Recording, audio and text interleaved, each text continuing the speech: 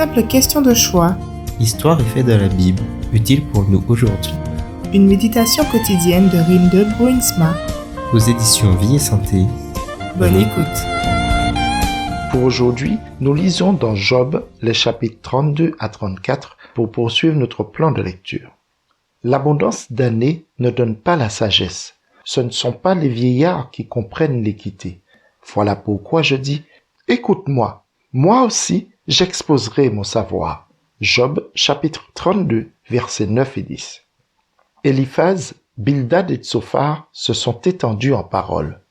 Cependant, ils n'ont pu convaincre Job que son malheur puisse être attribué à ses grands péchés. Élihu prend alors la parole. Il se présente en détail et déclare qu'il s'est tu parce que jusque-là, ses autres amis sont plus âgés que lui. Dans l'Antiquité, on témoignait un plus grand respect qu'à notre époque envers les cheveux blancs, et Élihu n'échappe pas à la règle. Mais finalement, il trouve que le temps est venu pour lui d'alimenter la discussion.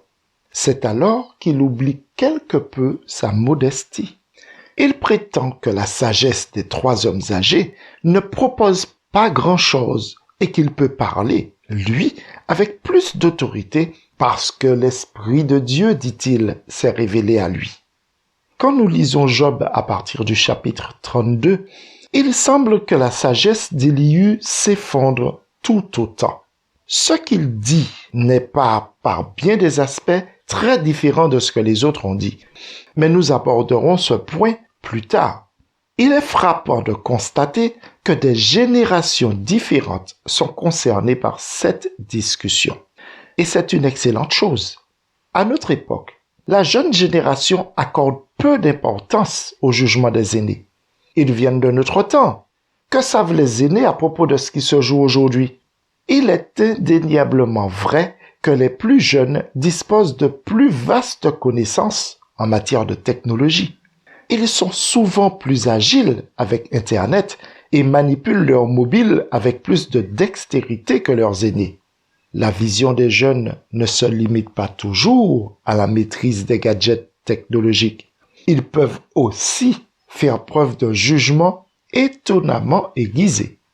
C'est une bonne chose que jeunes et moins jeunes se rencontrent pour discuter et pour prendre des décisions ensemble, aussi bien dans la société que dans l'Église. Mais il importe naturellement, avant tout, que nous nous mettions ensemble à l'écoute de Dieu.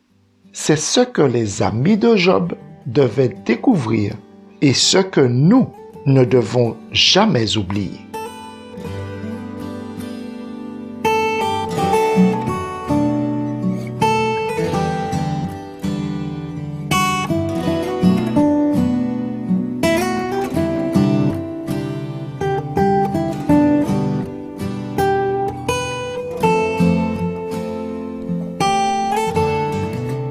Prions ensemble.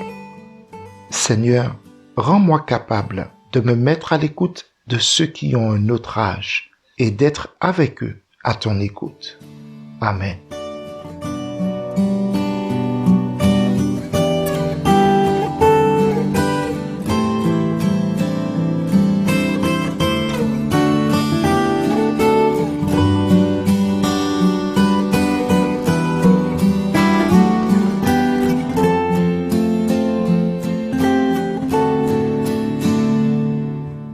À bientôt, cher ami.